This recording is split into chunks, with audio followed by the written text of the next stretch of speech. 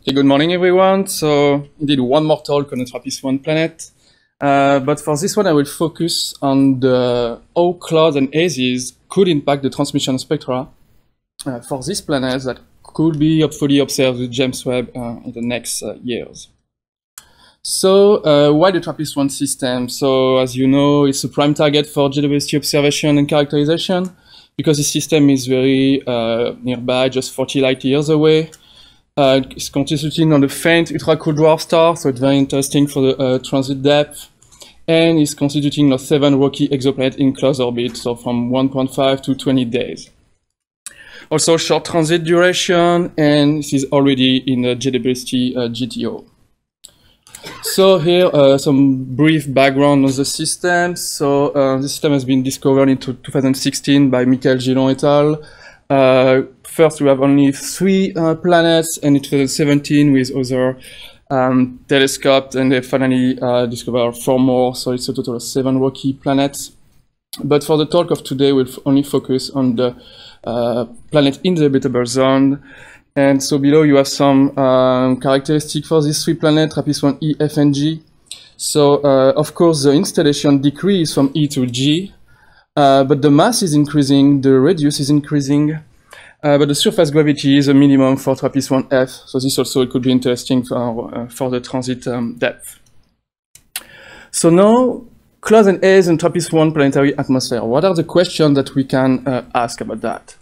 First of all, maybe which biosignature may be hidden because of clouds and hazes? What are the most favorable conditions to form them? What would be also the difference between TRAPPIST-1E, 1F, and 1G for the same atmospheric composition? And what information of cloud hazes can we extract from the spectra, etc. Probably many other questions. So to try to answer them, we can do right now some atmospheric simulation. So using a global climate model, the GCM, so I use the LMD model, which have been developed in Paris at the LMD laboratory. First developed for Earth and Mars application, and after have been extended to exoplanets for a very wide range of possibility, from gaseous to rocky exoplanets and very various temperature. So for this study, we have performed different atmospheric configurations. So modern Earth case at 1 bar surface pressure, 3 different Archean Earth cases from Benjamin Charnay, a 2013 paper, and some CO2 atmospheres. But for the talk of today, I only talk about 3 of these configurations. And so, if we want to look at the hazes, we need to use also a photochemical model, because right now the GCM is not able to really produce such hazes and an accurate photochemistry. So we use the photochemical model Atmos. So for that we use the GCM output, like the profile, pressure profile, temperature, mixing ratio, and we feed the photochemical model in the 1D photochemical model at each point of the GCM grid around the terminator. So we have like 96 grid points on, we run 96 times the photochemical model. And we use the TRAPPIST-1 spectrum that you can see in Andrew's paper. Concerning the simulation of the transmission spectra, we use the PSG, the Planetary Spectrum Generator, developed by Geronimo Villanueva at Goddard. And again, we just performed the transmission spectra simulation at each point of the terminator, so 96 times, and after we got 96 spectra, and we average them to get one final spectrum. So now let's take a look to the atmospheric GCM simulation here for the modern Earth-like case. So you have TRAPPIST-1E, 1F, and 1G, and for each panel, the day side, because these planets are tidally locked, are on the left, and the night side on the right. Note also that we use all aqua planet with no ocean heat transport. And so for this atmospheric configuration, you can see that the day side of TRAPPIST-1E is ice-free, so in an open ocean, but the night side is completely frozen. For TRAPPIST-1F and 1G, it's just ice ball, completely frozen for both sides. Now, if we quickly look to the Archean Earth case, you have much more greenhouse gases, and so even TRAPPIST-1F also now have the day side mostly ice-free, but TRAPPIST-1G always totally frozen. So now let's take a look to the transmission spectra. So first, TRAPPIST-1e for the modern Earth case. So for this case, we have a cloud fraction at the terminator of about 25%. So here, I represent the near-spec prism wavelength range here on the x-axis, and the left y-axis is the transit atmospheric thickness in kilometer, and on the right, the transit depth in ppm. So you have two curves here. You have the non-cloudy case in black and the cloudy in blue. And you can see first that even in the non-cloudy case, water lines are quite small, below the 20 ppm noise floor level of near spec actually. But once you add the cloud, you really end up with a flat spectra for these lines. For the CO2, for the CO2, it's less of a problem because CO2 is very well mixed in the atmosphere and you have a lot of CO2 above the cloud deck, and so we don't really see any effect for this very strong line. For TRAPPIST-1F, we end up with a little bit more of cloud at the terminator, more cirrus cloud, and we can see that the water line are even smaller here. And so we have probably no way to observe these features with James Webb anyway. And for TRAPPIST-1G, it's even worse because the planets are colder and colder, so you have less evaporation and less water in the atmosphere. I think this thing does not work anymore, actually. But so now if we move on the Archean Earth case, it's much more cloudy spectra because you have a lot of methane lane, but my laser does not work. So you have four different curves here. The black one is a non-cloudy, non-hazy case. The blue one is a water cloud only, the orange is haze only, and red is when you sum both cloud and hazes. And so you can see that for a lot of this region, the haze, which are very high in the atmosphere, really reduce the transit depth of most of the water and methane lanes you can see. And the clouds contribute as well, but these are lower in the atmosphere, so less than hazes. So you move on TRAPPIST-1F, again you have less water in the atmosphere, so the cloud contribute almost for nothing, but the haze are also the major source of opacity, and similarly for TRAPPIST-1G. Okay, cool. Thank you. But so, when you want to compare the impact of hazes, it's also interesting to see that for TRAPPIST-1E, the difference between the non-cloudy, non-hazy, and hazy spectra here is about 50 ppm for in this region, and only 40 for TRAPPIST-1F and TRAPPIST-1G. Because these planets are further away, so they receive less UV flux, so will produce less hazes, and so the light can cross a longer path through the atmosphere and end up closer to the surface. And so that means that maybe for the outer edge of the habitable zone, the haze will be less of a problem. So now let's move on to a more extreme case, so the 10 bar of CO2. So for these cases, TRAPPIST-1E is very, very hot. So you have about 400 Kelvin on the day side and 387 for the coldest temperature of the night side. And it's fun to see that we see this stingray pattern even if we don't have any dynamic ocean. But the atmosphere is so thick that very efficient to transport the heat. And so we end up with this very nice pattern here. TRAPPIST-1F also is very hot. Both sides are very ice-free. And for TRAPPIST-1G, only the day side here is ice-free. So now if we look at the spectra for this planet, so for TRAPPIST-1E, even if I plot here the CO2 clouds, they are just they're nowhere because the planet is way too hot to have CO2 cloud to condense. You have only water cloud with a cloud fraction of 10% because when you end up with a runaway situation, the convection is really reduced and you have less cloud in the atmosphere actually.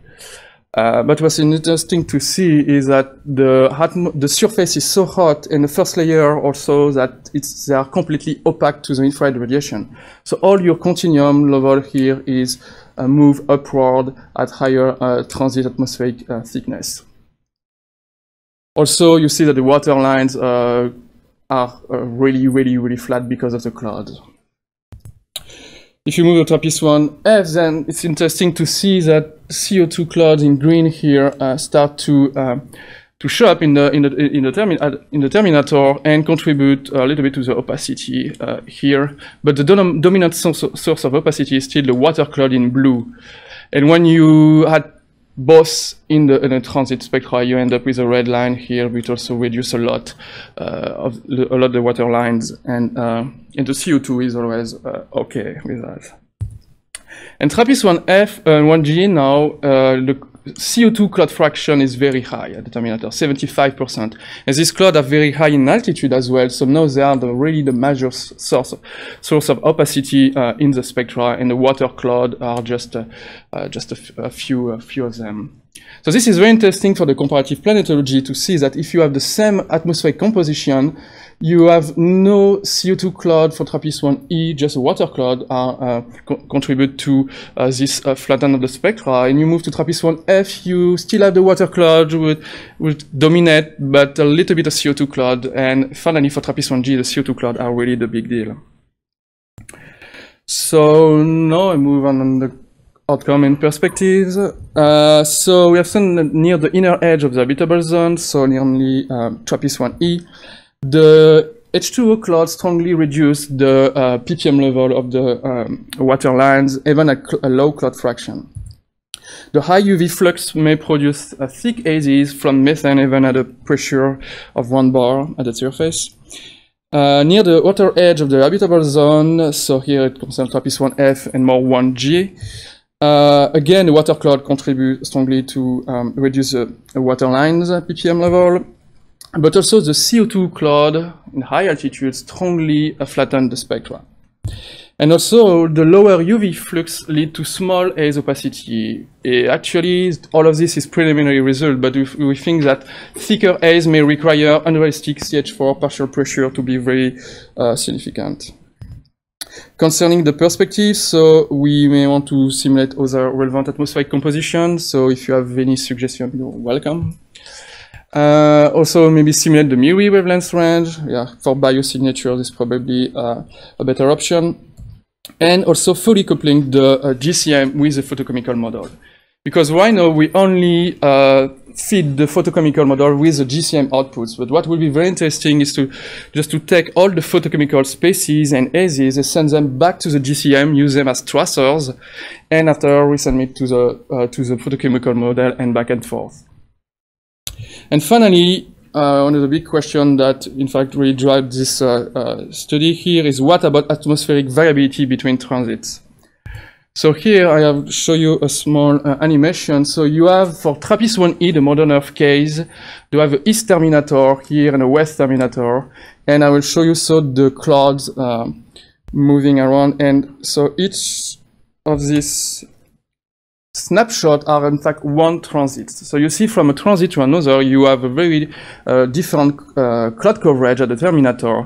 That means that we may observe very different transmission spectra at each transit. And when after to improve the signal to noise, we want to sum all of these transits, we may sum very different transmission spectra. And at the end, maybe end up with something very messy. Thank you for your attention.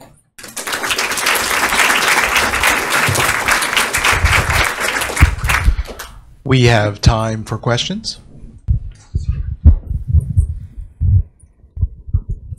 Thank you. Great talk. Thank you. Just had some requested some suggestions for atmospheric compositions. One suggestion would be for the outer edge or anywhere really to consider also hydrogen, either by itself or in combination with CO2, because that will increase your scale height and probably you know, make these features even more visible. Okay, yeah, good point. So. Okay, thank you.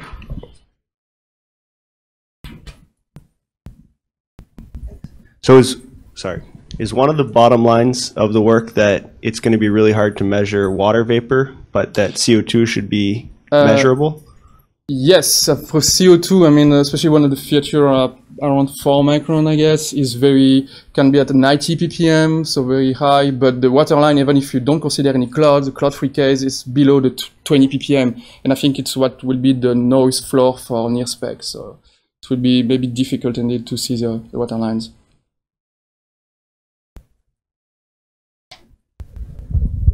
All right, I think we. One question. You talked about fully coupled simulations. Are you expecting strong feedbacks on the dynamical state, or is it that you expect the composition, advection of the constituents to affect the composition, or both? I think it's probably the composition. We don't really expect a huge feedback on the climate state because of, or maybe Hazes, but yeah, we don't really know yet. But my guess would be more on the composition. Yeah.